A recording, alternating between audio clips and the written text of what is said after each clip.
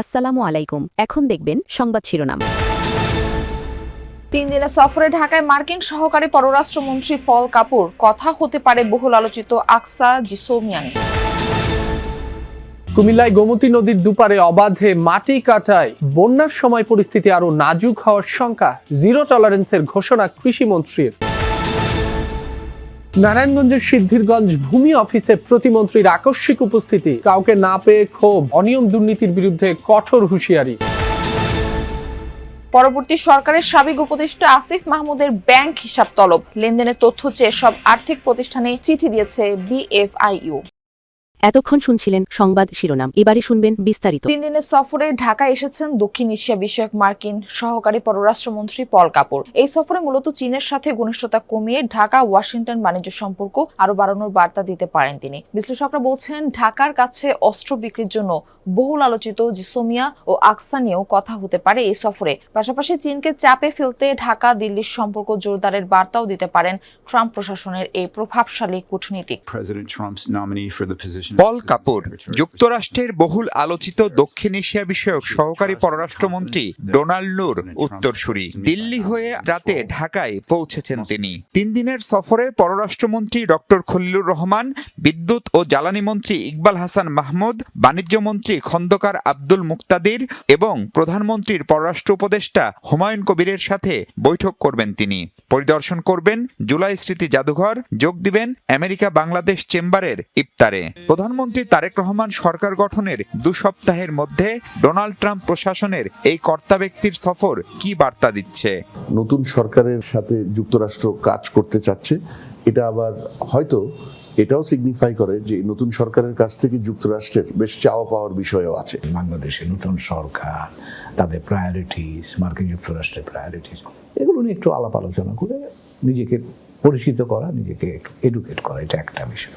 প্রধানমন্ত্রী তারেক রহমানকে লেখা প্রেসিডেন্ট ডোনাল্ড ট্রাম্পের অভিনন্দন বার্তায়ও স্পষ্ট ছিল ইন্দো প্যাসিফিক অঞ্চলে দেশটির ব্যবসা বাণিজ্য সুরক্ষার বিষয়টি। মূলত ওয়াশিংটনের সেই অগ্রাধিকার নিয়েই আলাপ হতে পারে পল কাপুরের সফরে। চায়না এবং আমেরিকার সম্পর্ক কিভাবে ব্যালেন্স করবে, এটা অত্যন্ত ঠান্ডা মাথায়, অত্যন্ত বিচক্ষণতার সাথে ঠিক করতে হবে। কারণ এখন দেখা যাচ্ছে যে এই বিষয়গুলো আর এখন ইগনোর করছে না কোনো পক্ষ, বিশেষ করে আমেরিকানরা। তারা যে দেশগুলোকে প্রতিদ্বন্দ্বী মনে করে, তাদের সাথে ইন্টারঅ্যাকশন অন্য দেশগুলো কতটুকু করতে পারবে, এটা কিন্তু এখন অত্যন্ত একটা জটিল পর্যায়ে চলে যাচ্ছে। চীনকে তারা ঠেকাতে চায়, তো সেখানে চীনের কাছ থেকে বাংলাদেশকে দূরে কিভাবে রাখা যায়, এটা একটা তাদের প্রায়োরিটি হবে। আর রেসিপ্রোকাল ট্যারিফ এগ্রিমেন্ট, সেটা সামনে এগিয়ে নিয়ে যাওয়ার জন্য বাংলাদেশ কি করতে পারে, মার্কিন যুক্তরাষ্ট্র কি করতে পারে, এটা নিয়ে আমার ধারণা একটু বিস্তারিত আলোচনা তারা করতে চাই। অনেকদিন ধরে তো মার্কিন যুক্তরাষ্ট্র অস্ত্র বিক্রি করতে চায় এবং তার কুমিল্লার দুঃখ বলেই খ্যাত গোমতী নদী। বর্ষাকালে বন্যায় এই নদী ধারণ করে রুদ্র রূপ। 2024 সালে বাঁধ ভেঙে কয়েকটি উপজেলার ফসলি জমি ও বসতঘর ডুবেছিল গোমতীর জলে। চলতি বছর বর্ষাকালের আগে সেই সংখ্যা আরো বেড়েছে। নদীর 2 পারের মাটি অবাধে কাটছে একটি চক্র। বিষয়টি দেখভালের দায়িত্ব যাদের, তারা করছেন একে অপরকে দোষারোপ। এদিকে নদীর মাটি কাটার বিষয়ে জিরো টলারেন্সের হুঁশিয়ারি দিয়েছেন কৃষি, খাদ্য ও প্রাণী সম্পদ মন্ত্রী। আমি এখন রয়েছি আদর্শ সদর উপজেলার সমারচর গুমতির পাড় এলাকায়। আমার ডান পাশের যে ভয়াবহ গর্তটি রয়েছে, সেটি মূল গুমতির প্রবাহপীঠ থেকে অন্তত 20 ফুট গভীরে, যা মাটি খেকোরা মাটি কেটে লুট করে নিয়ে গেছে। এভাবেই রাতের আধারে ধ্বংস করা হচ্ছে গোমতী নদীর 2 পারের অন্তত 96 কিলোমিটার অংশের কৃষিজমি ও গাছপালা। গোমতী থেকে মাটি কাটার বিরুদ্ধে কৃষিমন্ত্রীর জিরো টলারেন্স ঘোষণার পর নড়ে চড়ে বসেছে দপ্তরগুলো। আজকার পরে থেকে 1 ফোঁটা মাটিও গুমতি থেকে কেউ কাটতে পারবে না। কুমিল্লার প্রশাসন এই ব্যাপারে জোরালো ভূমিকা রাখবে। কুমিল্লার প্রাণ প্রবাহ গোমতী থেকে অবাধে মাটি কাটায় হুমকির মুখে শহর রক্ষা বাঁধ। নদী রক্ষা আর বাঁধ সংরক্ষণের দায়িত্ব যাদের, সেই সংস্থার চোখের সামনেই বছরের পর বছর লুট হচ্ছে মাটি। ফলে 2024 সালে বাঁধ ভেঙে প্লাবিত হয় কয়েকটি উপজেলার হাজারো ঘরবাড়ি ও ফসলের মাঠ। মাটি কাটার কারণে পাড়ের অনেক ক্ষতিগ্রস্ত হয়েছে, ভাঙা হতে লাগছিল। ভবিষ্যতে জল আসলে ভাঙে ভাঙে পার দিয়ে এই ভালো, এই যে গাড়ি ঘোড়া চলতেছে, এগুলো উইরা যাইয়া ঘরের মাল সামানা যা আছে সব কিছু ধুলাবালি করে যা রাতকে ঘুমান জানা ট্রাক্টরের চাওনে ডাম্পারের চাওনে গাড়িও অ্যাক্সিডেন্ট করে হালাই দিয়ে যায় গিয়া। অবৈধভাবে মাটি কাটলেও পানি উন্নয়ন বোর্ড কোনো ব্যবস্থা নেয় না বলে অভিযোগ সচেতন মহলের। আর প্রশাসন বলছে তারা নিজ উদ্যোগে অভিযান চালালেও পানি উন্নয়ন বোর্ডের উদাসীনতায় নেওয়া যায় না আইনগত কোনো পদক্ষেপ। গোমতী দিয়ে মাটি বা বালু উত্তোলন বা কাটা আমরা বন্ধ করে দিয়েছি। পানি উন্নয়ন বোর্ড যদি করে সেটা ওনাদের যথাযথ কর্তৃপক্ষের মাধ্যমে আমরা অনুমোদন নিয়ে করবে, এর বাইরে করতে গেলে আমরা করতে দিব না। সবাই যদি প্রশাসনের দিকে দেখাই দেয় যে ওনারাই করবেন শুধু এটা, তাহলে আমি চাইবো যে এটা মনে হয় সবারই দায়িত্বটা নিজে নিজে থেকে অনুধাবন করা উচিত।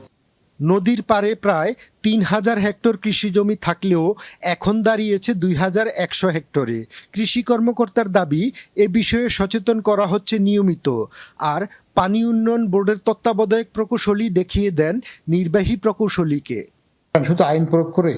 শুধুমাত্র আইন প্রয়োগ করে আসলে বাস্তবায়ন করা কঠিন, মানুষ যদি সচেতন না হয়। আমি বলছি যে আপনি সংশ্লিষ্ট এক্সএনের কাছে যান, ওনার কাছে সব ঘুষ দুর্নীতির বিরুদ্ধে এই সারপ্রাইজ ভিজিট শুধু সিদ্ধিরগঞ্জে সীমাবদ্ধ থাকবে না। বাংলাদেশের যে কোনো প্রান্তে, যে কোনো সময়, যে কোনো অফিসে আকস্মিক এই অভিযান অব্যাহত থাকবে বলে জানিয়েছেন ভূমি প্রতিমন্ত্রী ব্যারিস্টার কাইসার কামাল। বুধবার সকাল 9টায় নারায়ণগঞ্জ জেলার সিদ্ধিরগঞ্জ ইউনিয়ন ভূমি অফিসে আকস্মিক পরিদর্শনে গিয়ে কথা বলেন তিনি। বলেন, দুর্নীতির বিরুদ্ধে বর্তমান সরকারের যে জিরো টলারেন্স নীতি তা কার্যকর করা হবে। প্রতিমন্ত্রী হুঁশিয়ারি করে বলেন, ভূমি অফিসের কোনো কর্মকর্তা কর্মচারী অসহযোগিতা ও অনিয়ম করলে তাদের বিরুদ্ধে কঠোর ব্যবস্থা নেওয়া হবে। এর আগে 9টার দিকে সিদ্ধিরগঞ্জের ইউনিয়ন ভূমি অফিসে পৌঁছে প্রায় আধ ঘন্টা অপেক্ষা করেন প্রতিমন্ত্রী। অফিসে তখনও ছিল তালাবদ্ধ, উপস্থিত ছিলেন না কর্মকর্তা কর্মচারী। এ সময় ভূমি অফিসের বারান্দায় বসে অপেক্ষা করেন প্রতিমন্ত্রী। নির্ধারিত সময়ে ভূমি অফিসের কাউকে না পেয়ে ক্ষোভ প্রকাশ করেন প্রতিমন্ত্রী।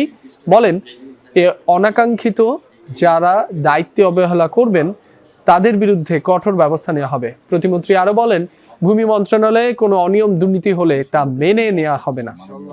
এই আকস্মিক ভিজিট শুধুমাত্র সিদ্ধিরগঞ্জের মধ্যে সীমাবদ্ধ থাকবে না, বাংলাদেশের যে কোনো প্রান্তে, যে কোনো দিন, যে কোনো অফিসে আমরা যাব। জনাব তারেক রহমান সাহেব, মাননীয় প্রধানমন্ত্রী, ওনার নির্দেশে সেটা আমরা অব্যাহত রাখবো এবং এইটা বাংলাদেশের সরকার, জনগণের সরকার এবং জনগণ দ্বারা নির্বাচিত সরকার হিসাবে আমরা জিরো টলারেন্স এগেইনস্ট করাপশন সেটা কার্যকর করবো ইনশাআল্লাহ। অপেক্ষা করেন প্রতিমন্ত্রী। অফিসে তখনও ছিল তালাবদ্ধ, উপস্থিত ছিলেন না কর্মকর্তা কর্মচারী। এ সময় ভূমি অফিসের বারান্দায় বসে অপেক্ষা করেন প্রতিমন্ত্রী। নির্ধারিত সময়ে ভূমি অফিসের কাউকে না পেয়ে ক্ষোভ প্রকাশ করেন প্রতিমন্ত্রী।